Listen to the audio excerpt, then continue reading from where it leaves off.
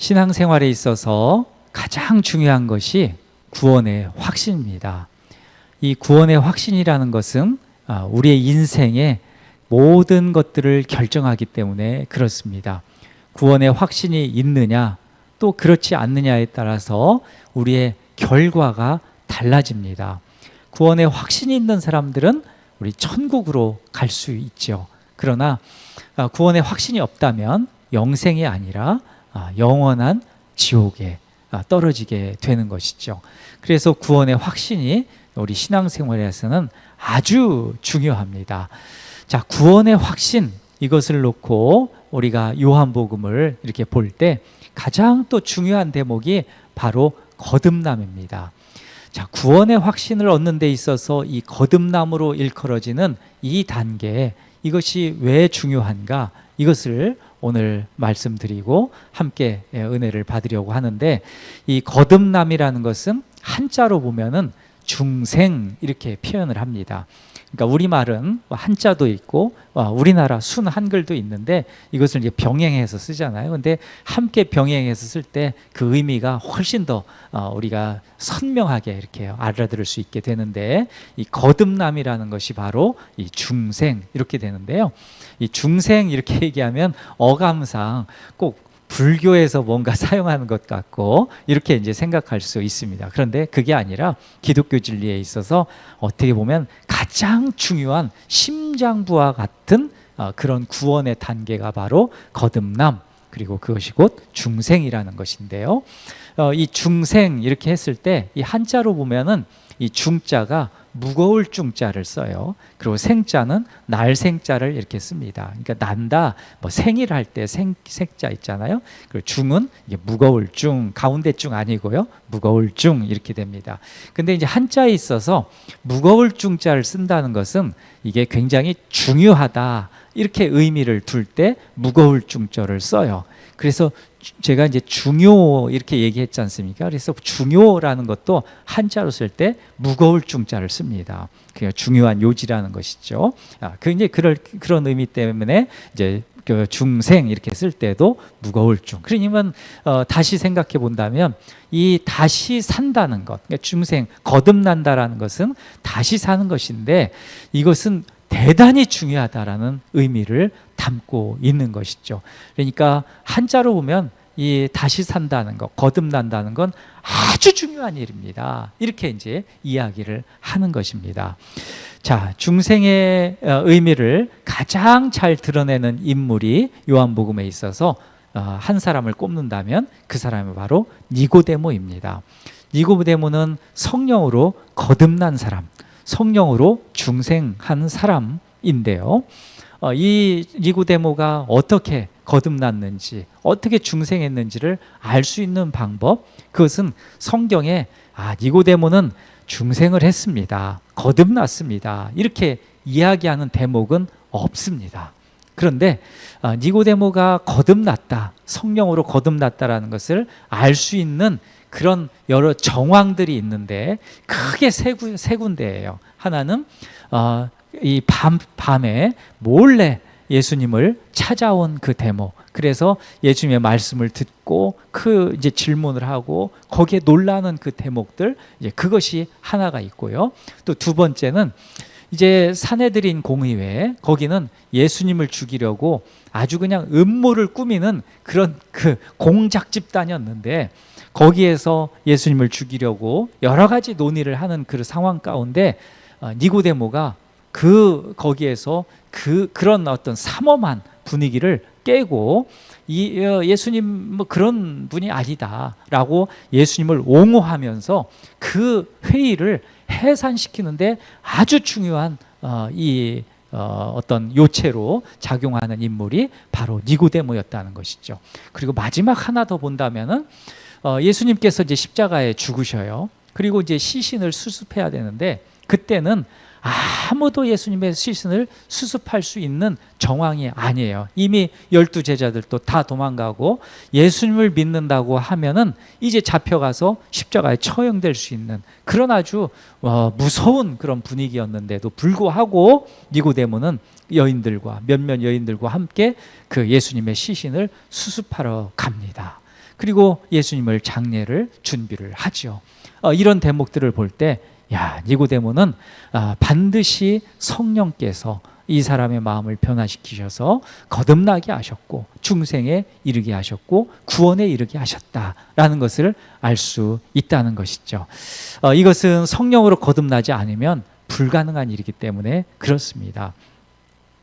니고데모가 마음의 변화를 받고 하늘로부터 임한 성령으로 거듭남을 경험했던 것은 분명히 요한복음 3장에서 일어난 예수님과의 극적인 만남 때문일 것입니다. 그리고 예수님의 또 말씀을 들었기 때문에 그럴 것입니다.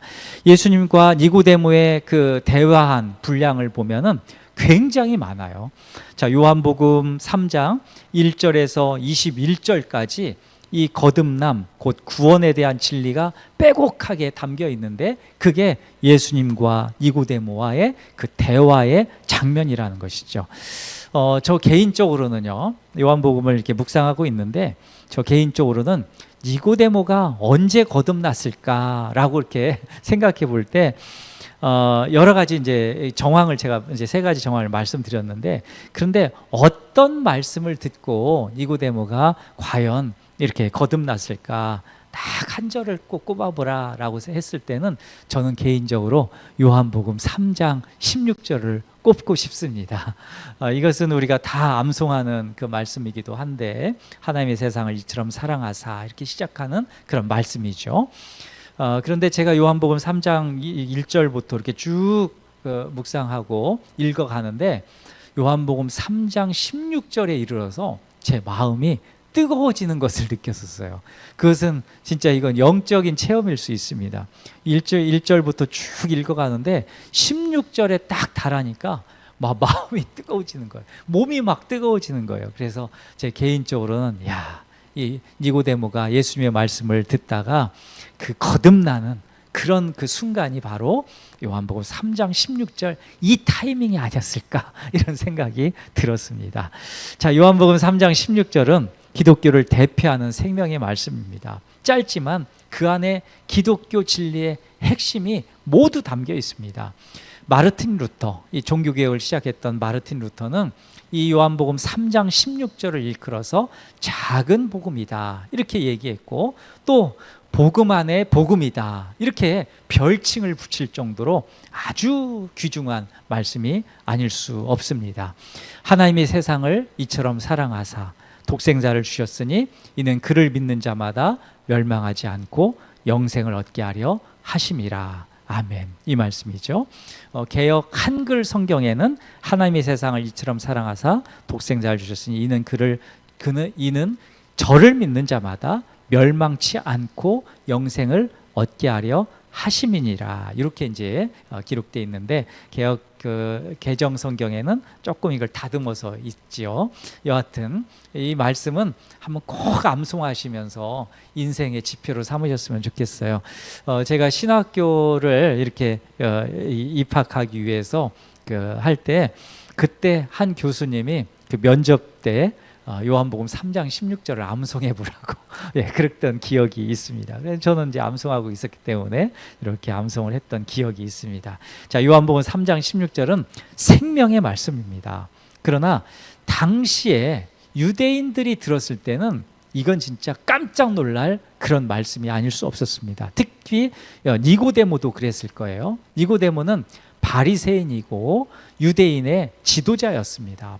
아주 유대인의 탑 티어, 그러니까 모든 그 어떤 최고 권력 그리고 모든 어떤 율법도 아주 정통한 사람, 이런 사람이었는데 요한복음 3장 16절을 들으면서 아주 깜짝 놀랐던 거죠. 놀래 자빠진 거죠. 큰 충격에. 왜 그런가? 거기에는 여러 가지 의미가 있지만 하나를 또 꼽으라면은 이 세상이란 이 단어 때문에 그렇습니다. 하나님이 세상을 이처럼 사랑하사라는 말씀을 듣고 니고데모가 깜짝 놀란 거예요. 왜? 이 세상이란 말은 우리가 이제 코스모스 이런 이제 말 쓰잖아요. 코스모스가 이제 헬라어인데 여기 세상이란 말은 헬라어로 코스몬 이런 이제 표현을 쓰는데, 이 세상은 유대인들이 생각할 때는 이방인들이에요. 그러니까 유대인들은 이방인과 유대인을 엄격하게 구분했거든요.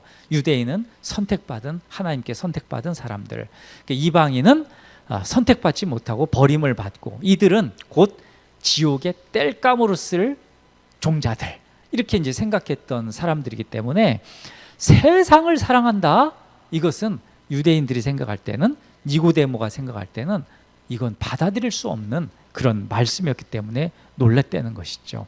이들은 심판을 받아야 되는데 세상을 사랑하셨다, 이것을 납득할 수 없는 것이죠. 그러나 예수님은 하나님이 세상을 사랑하셨다고 선언하셨습니다.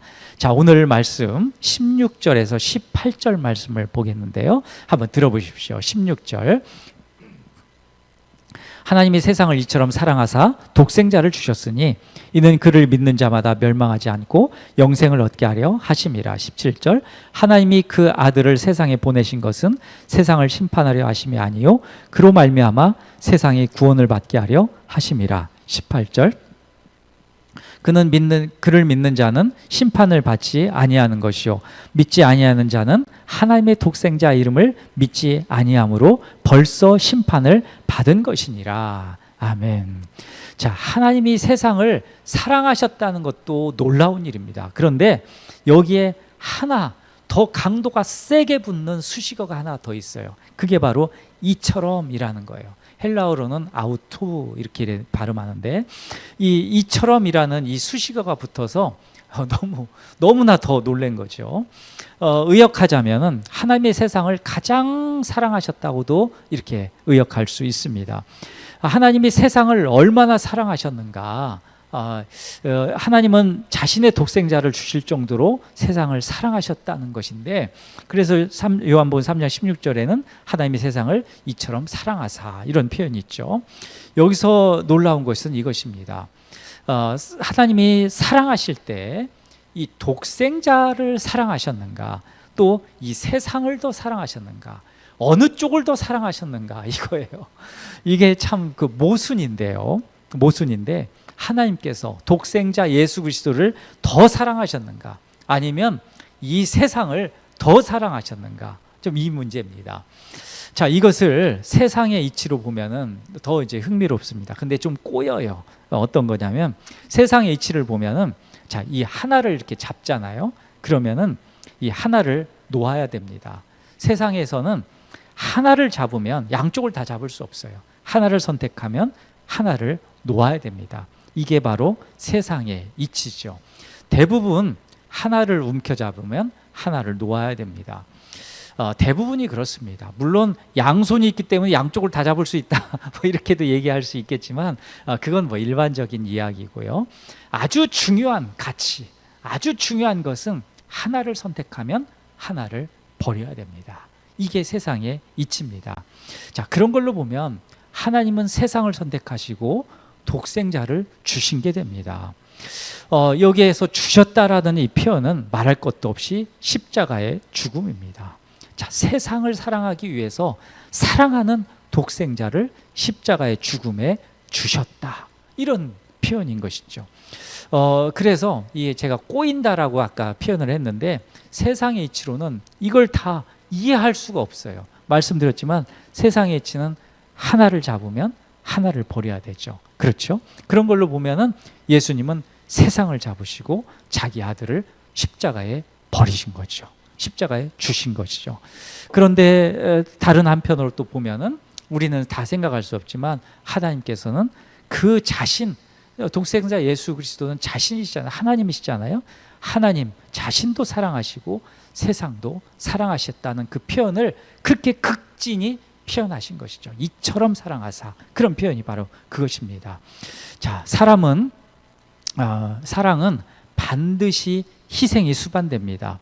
희생이 없이 사랑이 있을 수 없습니다. 자, 진정으로 사랑한다면 그를 위하여 희생하게 되어 있습니다. 사랑은 그 대가가 너무나 큽니다. 희생이라는 이 터가 없으면 사랑의 기둥이 세워질 수가 없습니다. 사랑의 열매가 맺힐 수가 없는 것이죠. 사랑의 나무가 클 수 없는 것이죠. 사랑은 가장 좋은 것을 드리는 것입니다. 사랑은 자기가 가장 사랑하는 것을 희생하는 것입니다. 자기가 가장 사랑하는 것을 드리는 것이 바로 사랑이죠. 자, 그런 걸로 봤을 때는 제가 이 말씀을 준비하면서도 이 사랑, 가장 값진 것을 드린다, 희생한다, 이런 사랑은 희생과 연결되어 있는 건데, 저는 제 아내를 보면서 이 사랑을 배웁니다. 사실은 저는 이게 자녀들이 있기 때문에 자녀들을 끔찍히 사랑하는 것은 제 아내만큼은 못하는 것 같아요. 이건 저 솔직한 고백입니다. 제 아내가 자녀들을 사랑하는 걸 보면, 야, 하나님께서 우리를 이렇게 사랑하시는가 보다, 이런 생각이 듭니다. 그 희생이 크기 때문에. 그런데 제가 그 희생을 보기 때문에 제가 배우고 도전을 받고 자극을 받는 것이죠. 엄마의 마음은 다른 것 같아요. 그렇기 때문에 이 엄마의 사랑을 가지고, 엄마의 희생을 가지고 하나님의 사랑과 연관지어서 설명하는 대목도 많이 있는데, 그래서 그런 것 같습니다. 여하튼 하나님은 그분이 가장 사랑하시는 독생자를 세상을 위하여서 주셨습니다. 하나님이 이처럼 세상을 사랑하신 이유가 있는데, 그 이유가 너무도 감격적이고 감당하기 힘들 정도로 벅찬 이유가 여기에 있는 것이죠. 요한복음 3장 16절, 이는 그를 믿는 자마다 멸망하지 않고 영생을 얻게 하려 하심이라. 아멘. 여기서 이 멸망과 영생이 나오는데, 이것은 두 뜻이 완전히 상반된 개념이에요. 멸망은 끝나버리는 거고 죽는 것이고, 완전히 이것은 망하는 것인데, 영생은 사는 것이고, 이건 잘 되는 것이고 성공하는 것이고 하나님의 영광을 얻는 것, 이것인데요. 이 두 개념이 완전히 다릅니다. 하나님이 세상을 사랑하신 이유는 멸망하지 않게 하려는 것이래요. 그러나 조건이 있습니다. 온 세상이 아니라 믿는 이들에게 주시는 그런 보장인 것이죠. 자, 구원의 문제에 있어서 제가 서두에 심장부와 같은 것이 중생, 곧 거듭남이다, 이렇게 말씀을 드렸는데, 이 중생은 말씀드렸듯이 한자로 무거울 중이고 날생자를 쓴댔잖아요. 생은 다시 산다는 것인데, 그것이 아주 중요하다는 뜻이고, 이 무거울 중자를 그래서 사용한 것이라는 걸 말씀드렸습니다. 자, 기독교 교리 중에서 가장 중요하게 여기는 것이 구원입니다. 이 구원을 위해서 하나님도 설명하고, 예수 그리스도도 설명하고, 성령도 설명하고, 죄도 설명하고, 사람도 설명하고, 교회도 설명하고, 또 사탄 마귀도 설명하고, 또 종말도 설명하는 거예요. 이 구원을 위하여서요. 이 구원이 그렇게 중요합니다. 그런데 이 구원을 어떻게 얻을 수 있는가? 그러면 이 구원을 어떻게 얻을 수 있는가? 이게 너무나도 중요합니다. 그래서 이 존 칼빈 있잖아요. 이 칼빈이 아주 기가 막히게 이걸 설명했어요. 그리고 청교도들도 이후에 이걸 기가 막히게 이어서 이렇게 설교하고 가르쳤는데, 이것을 일컬어서 구원의 서정이라고 얘기합니다. 구원의 서정, 이 서정이라는 말이 좀 어려운 말인데, 이건 단계라는 얘기예요. 차례, 이런 순서, 이런 의미거든요. 구원의 순서를 아주 그냥 적나라하게, 아주 그냥 디테일하게, 세밀하게 10단계로 설명을 했는데 아주 기가 막힙니다. 이게 기가 막힌데, 여기에 중생이 있어요. 여기 중생이 있는데, 그 첫 단계는 예정이에요. 하나님께서 선택할 자들을 예정하신다, 이제 이 부분이고, 그 선택한 자들을, 또 택하신 자들을 부르신대요. 근데 이게 두 번째 단계예요. 첫 번째는 예정, 두 번째 단계는 부르심. 자, 첫 번째 단계 뭐라고요? 예정, 두 번째 부르심. 이런데 두 번째 단계 이 부르심에 있어서 이게 두 단계로 또 나눠져요. 하나는 이게 외적인 부르심하고 내적인 부르심. 외적인 부르심은 제가 좀 설교가 어렵죠. 그러더라도 하여튼 구원의 이 중심이 중요하기 때문에 조금 더 애를 쓰면서 좀 집중해서 이 설교를 들어보시면 감사하겠습니다. 이 예정하고 이 부르심에 있어서 두 단계, 이 외적인 부르심과 내적인 부르심이 있는데, 하나님께서 택하신 자를 부르신대요. 그런데 부르실 때 어떻게 부르시냐면은 66권 성경 말씀을 듣게 하신대, 읽게 하신대요. 그리고 설교를 듣게 하신대요. 그러므로 인하여서 하나님께서 택하신 자라는 것을 알게 그렇게 부르신다는 것이죠. 이게 외적인 부르심이라는 거예요. 성경을 읽고 우리가 이 설교를 듣고 하는 것, 이거 굉장히 중요한 일입니다. 이게 주님께서 택하신 자들을 부르시는 외적인 부르심의 그런 어떤 그 표징인 것이죠. 그런 의미에서 그 말씀을 그 믿음은 들음에서 난다고 하는 그 말씀이 바로 이것 때문에 필요한 것입니다. 그런데 이 내적인 부르심은 뭐냐면, 말씀을 듣고 성경을 읽고 하잖아요. 근데 그 모든 것들을 방향을 어디로 가냐면 중생, 거듭남으로 이끌고 간다는 거예요. 그것이 거듭남으로 이끌고 간다. 그러면 이제 세 번째 단계, 거듭남이 있잖아요. 이 거듭남은 뭐냐? 도대체 이 거듭남이라는 건 뭐냐? 이 중생이라는 건, 다시 산다는 건 뭐냐라고 했을 때, 자, 두 가지를 기억해 주셔야 돼요. 하나는 이 중생, 이것은 죽었던 영혼이 다시 사는 거예요. 이게 굉장히 중요한 부분입니다. 죽었던 영혼을 다시 살리시는 거예요. 그래서 거듭남이라고 하는 거거든요. 근데 이걸 누가 하시느냐? 성령께서 하신다는 거예요. 오직 성령께서. 이것은 우리가 힘써서 뭔가 책을 많이 읽어가지고 깨달음을 얻어가지고 수천 권 읽어서 어떤 뭐 깨달음을 얻고 석사, 박사 학위를 받아서 뭐 교수를 해서 얻어지는 거, 어쩌면은 뭐 어떤 은사를 많이 받아서 얻어지는, 이런 게 아니라는 거예요. 이것은 오직 성령으로 죽었던 영혼이 살아난다는 것이죠. 자, 이게 왜 중요하냐면, 어떤 일을 해야 되는데 죽어 있으면 뭐해요? 죽어 있으면 아무 소용이 없는 것이죠. 그래서 죽은 영혼을 다시 살려야 되는 것입니다. 그걸 성령께서 부르셔서 다시 살리시는 것이죠. 그 다시 살리시게 되면은 그 다음에 일어나는 것이 회개예요. 내가 이렇게 죄인이었구나, 내가 이렇게 참혹한 죄인이었구나. 그때 비로소 깨닫고 회심을 하게 되는 것다는 거죠. 중생, 거듭나야서 내가 죽었던 눈을 딱 떠야, 내가 이렇게 살았구나, 내가 정말 정신없이 살았구나, 미친 이 영혼으로 살았구나, 미친 이 인생을 살았구나, 내가 죽어 있었구나 영혼으로, 이걸 깨닫고 하나님께 회개하고 그렇게 나간다는 거죠. 이 회심의 단계. 그리고 그 회개를 통하여서 비로소 믿음을 얻게 된다는 거예요. 믿음을 얻게 되고, 예수 그리스도가 나를 위해서 죽으셨구나, 이 예수 그리스도를 믿어야 내가 영생을 얻는구나, 내가 구원을 얻는구나, 이걸 얻게 된다는 것이죠. 그리고 나서 그 다음 것, 예수 그리스도를 믿음으로 말미암아서 이루어지는 게 뭐죠? 죄 씻음이죠. 죄 씻음. 이걸 일컬어서 이제 칭의라고 그럽니다. 죄를 씻고 의로워지는 거예요. 죄를 씻고 의로워지는 거, 이 칭의의 단계. 그러면 의로워지면은 그 다음 단계가 뭐냐면 하나님의 자녀가 돼요. 비로소 하나님과 원수되었던 것을 이제 끊고 하나님과 화목되어서 하나님의 자녀가 된다. 그게 양자 된다라는 이제 표현인데, 이 양자가 되고 그 다음에 이제 거룩한 삶을 살아가게 되죠. 그게 성화의 단계고, 그 다음에는 하나님 나라를 향하여서 주님 오실 때까지 그 거룩한 걸음을 계속 걸을 수 있도록 견인하신대요. 견인의 단계. 그것이 이제 9번째 단계인데, 그렇게 이끌어 가시고 마지막 10번째 단계는 영화의 단계. 영화롭게 되는 거. 주님이 오시는 날 완전히 영화로운 존재로 되는 것. 자, 이것이 이제 구원의 서정 가운데 아주 중요한 대목인데, 자, 제가 이제 말씀드리려고 하는 건 오늘 더 중점적으로 이 중생, 이 거듭남이에요. 이 거듭남이 있어야 믿음도 있고, 거듭남이 있어야 회개도 있고, 거듭남이 있어야 칭의도 있고, 거듭남이 있어야 성의도 있고, 성화도 있고, 거듭남이 있어야 뭐 그 영화로운 거, 영화의 단계로도 간다는 거예요. 거듭남이 없으면 다 꽝이에요. 꽝.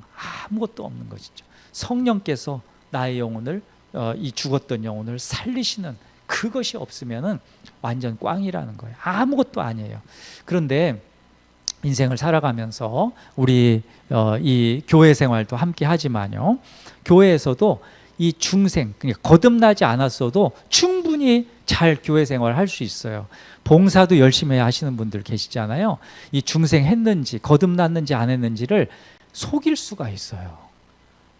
열심히 봉사하잖아요. 자기 열심으로 막 하잖아요. 거듭나지도 않았는데, 성령께서 거듭나게 하시지도 않았는데 자기 열심으로 거듭난 사람처럼 이렇게 봉사하고 신앙생활을 할 수도 있습니다.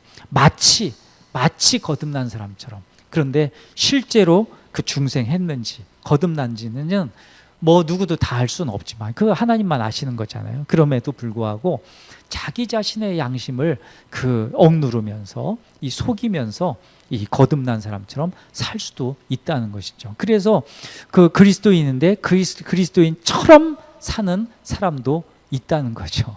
한국 교회에 그런 사람도 수없이 많이 있을 수 있습니다. 있을 수 있어요. 그래서 이 거듭남, 종교개혁자들, 청교도들이 이 거듭남을 그렇게 강조하고 진짜 거듭났냐 이걸 강조하는 이유도 여기에 있고, 오늘 니고데모를 지금 이야기하잖아요. 예수님께서 니고데모에게 거듭나야 된다, 그 성령으로 거듭나야 된다라고 한 말씀의 중요성도 여기에 있는 거예요. 그렇다고 보면 니고데모는 굉장히 고민했을 거예요. 이 구원에 대한 확신이 없는 거예요. 내가 이 천국에 갈 수 있을까? 율법을 잘 지키는데 내가 열심으로 어떤 성전 일들도 열심히 하는데, 내가 사내들인 공의회 이런 일들도 열심히 내가 하고 있는데 과연 그런데 내가 구원을 얻은 사람인가? 여기에 대해서 확신을 가지지 못했던 것 같아요. 구원의 확신이 없기 때문에 예수님을 찾아온 거잖아요. 그러니까 구원의 확신이 없는 니고데모에게 주님께서 말씀해 주시는 그 첫 대목이 뭐예요? 거듭남, 성령으로 거듭나야 된다, 이 말씀을 하시는 것이죠. 자, 거듭남에 대한 그 말씀, 이 거듭남은 죽었던 영혼이 살면서 마음이 변화되는 것인데, 그 말씀들이 그 구약 성경으로부터 신약 성경에까지 아주 그냥 여러 군데 많이 있는데, 그 대표적인 4가지 구절을 제가 읽어드릴 테니까 한번 들어보십시오. 에스겔서 11장 19절입니다. 내가 그들에게 한 마음을 주고 그 속에 새 영을 주며 그 몸에서 돌 같은 마음을 제거하고 살처럼 부드러운 마음을 주어. 아멘. 자, 마음의 변화. 자, 에스겔서 36장 26절. 또 새 영을 너희 속에 두고 새 마음을 너에게 주되 너희 육신에서 굳은 마음을 제거하고 부드러운 마음을 줄 것이며. 아멘. 자, 요한복음 3장 3절, 이건 예수님께서 니고데모에게 말씀하신 거죠. 예수께서 대답하여 이르시되 진실로 진실로 내게 이르노니 사람이 거듭나지 아니하면 하나님의 나라를 볼 수 없느니라. 아멘. 마지막 고린도전서 5장 17절, 이것은 사도 바울이 예수님의 말씀, 또 사도들의 말씀, 그 말씀을 듣고 거듭남이라는 것은 이거구나 라고 이렇게 말씀하는 그런 대목입니다. 들어보십시오. 그런즉 누구든지 그리스도 안에 있으면 새로운 피조물이라 이전 것은 지나갔으니 보라, 새 것이 되었도다. 아멘. 바로 이것입니다. 자, 여기서 중생을 다시 보게 됩니다. 자, 중생이 구원의 심장부인 이유는 중생을 중심으로 회개가 있고, 중심을 중심으로 믿음이 있고, 중생을 중심으로 칭의가 이루어지기 때문에 그렇습니다. 중생이 없다면 회개도 없고, 중생이 없다면 믿음도 없고, 중생이 없다면 칭의도 있을 수 없습니다. 그래서 중생이 이렇게 중요한 것이죠. 중생은 오직 성령의 은혜로만 가능합니다. 구원의 서정, 구원의 이 순서 전체가 오직 성령의 은혜로만 가능한 것처럼 중생도 그렇습니다. 인간의 어떤 공로로도 중생을 얻을 수 없습니다. 오직 성령으로만 가능합니다. 이것이 놀라운 중생의 거듭남의 비밀입니다. 니고데모를 보십시오. 니고데모는 예수님을 찾아왔습니다. 그로 인하여서 성령으로 거듭난 자가 되었습니다. 그가 성령 안에서 행하고 있다는 증거가 있다고 그랬잖아요. 예수님을 탄압하려는 그 사내들인 공회에서 그거 아닙니다. 예수님 그런 분 아닙니다. 이 얘기하면서 그 공회에 그 날고 기는 사람들, 모든 최고 권력을 가진 그런 사람들의 회의를 해산시켜요. 그리고 예수님의 시신을 수습하는 장면에서 니고데모가 성령으로 거듭난 사람이고 진리를 따르는 자라는 것을 증명하게 됩니다. 이것은 놀라운 변화가 아닐 수 없습니다. 빛으로 나아간 자는 위험과 위협, 협박과 음모, 두려움과 염려도 그의 길을 막을 수 없습니다. 이것이 중생한 자, 거듭난 자의 모습입니다. 예수님을 믿는 사람은 중생한 사람입니다. 예수님을 믿는 사람은 거듭난 사람입니다. 중생한 사람은 반드시 성령의 열매가 나타납니다. 세상의 어떤 것도 니고데모의 믿음을 막을 수 없었습니다. 예수님이 십자가에 처형되고 제자들이 도망가게 바쁠 때도, 심지어는 예수님을 모른다고 배반하는 일이 속출할 때도, 이런 상황에서 니고데모는 그 위협을 아랑곳하지 않고 예수님의 시신을 수습하는데 주저하지 않고 예수님의 장례를 준비합니다.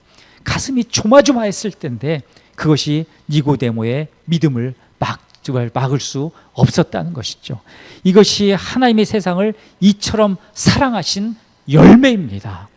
하나님은 그분이 가장 사랑하신 것을 우리에게 주셨습니다. 그것이 바로 예수 그리스도이고 그분의 십자가 희생입니다.